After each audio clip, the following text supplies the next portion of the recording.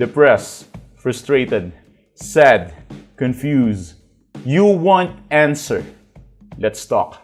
Give me a message sa page ko sa Philippine Dating Coach and you can have one-on-one coaching with Coach Baze, your dating coach. Just please subscribe to my channel and hit the bell button. Ito yung mga tanong na minsan naiisip ko. Bakit kaya ang mga tao napaka-greedy nila? To the point na yung nagli-lead sa kanila is yung mismong pagiging greedy nila. To the point na yung pagiging greedy nila is yun din yung nagiging basihan ng way ng pakikipag-relationship nila. I will tell you a secret. Sa psychology, ang relationship nag-i-start siya for survival purposes. Tinetest ang lahat. Kaya nga during date, di ba, makikita nyo lahat nagsasaya. During date, makikita nyo lalabas, kakain, di ba, lahat ng mga magagandang lugar, papasyalan. Mag-hotel pa yan para lang ma-experience nila yung pleasure silang dalawa during the dating time. During the dating time or relationship boyfriend-girlfriend time, ganun yung pakiramdam na ginagawa nila. Kasi during that time, tinetest yung partner kung how does it feel? How does it feel to be with him or to be with her? So, yun yung feelings na pilit nilang inaabot. Pilit nilang gustong maramdaman. Pero ang root case nun at ang root reason or yung pinaka-root, pinaka-ugat kaya nafe-feel nila yun is dahil dun sa tinatawag nating greediness. Nagiging greedy ang tao from time to time. At sa pagiging greedy ng tao, tinetest niya yung sarili niya into a relationship. Ngayon, kapag natetest na niya yung sarili niya into a relationship, kapag yung pagiging greedy niya ay hindi na satisfied, then that will be the time na magkakaroon ng breakup. Am I talking about greediness? Yes, of course, absolutely.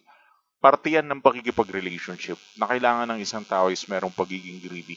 Kailangan niyang makuha yung gusto niya. Pwede siyang makipagrelasyon sa'yo kahit hindi siya completely satisfied. Pero it doesn't mean na satisfied siya. Makes sense?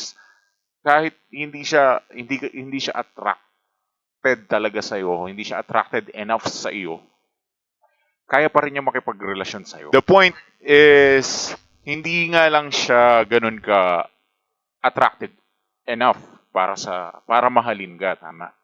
Kasi yung greediness niya, hindi mo satisfied.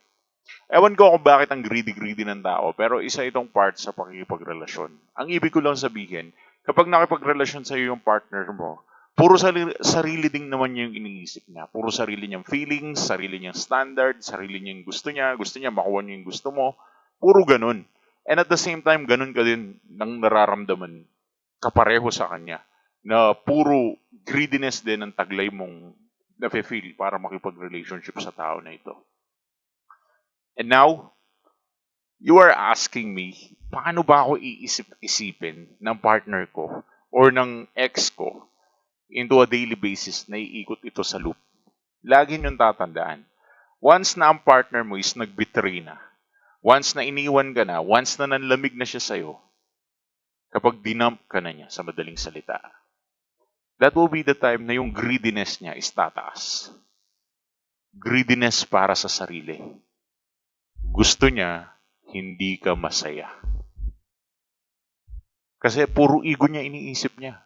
Gusto niya, durog ka ngayon, no, iniwan kita.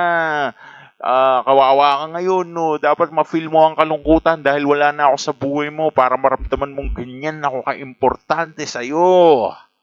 Ganyan na nafe-feel ng ex mo ngayon.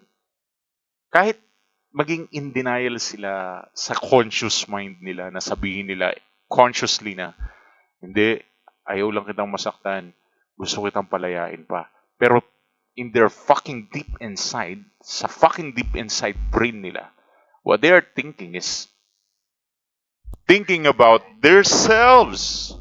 Puro sarili lang nila iniisip nila. Ang gusto ng ego nila is lumungkot ka. Ang sabi ng isip nila, gusto nila maging mabuting tao. Ang sabi ng isip nila, gusto nila maging masaya ka. Ang sabi ng isip nila, minsan nga sinasabi pa sa'yo, gusto nila maging malaya ka. Pero yung ego nila, masyadong apektado.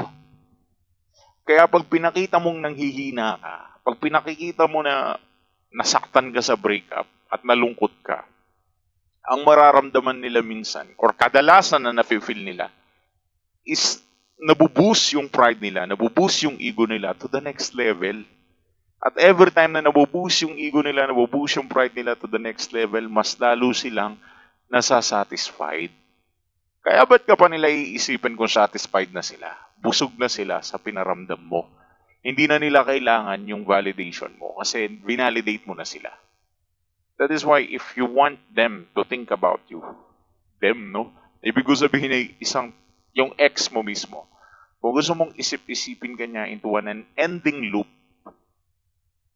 kailangan hindi mo masatisfied yung greediness na nafe-feel niya. Kailangan hindi mo siya masatisfied yung greediness, yung pagiging makasarili niya. Yung mataas na ego niya, yung mataas na pride niya, kailangan mong kontrolin. You should have a great control over it. Kailangan mong matuto kung paano mag-control ng pride ng tao. At laging mong tandaan, ang ego na yan, wag mong papalakihin. Dahil the more na mas mababa yan, the more na mas makokontrol mo siya. The more na mas tumaas ang ego, the more na mas kawawa ka. Kasi lugi ka dun eh. Pag tumaas yung ego niya sa'yo, then that would be the time na he or she will take control of you. But once you know how to manipulate that ego and you know how to control it, then that would be the time that you can win the game. If you want one-on-one coaching, give us a message sa page sa Philippine Dating Coach. Thanks for watching.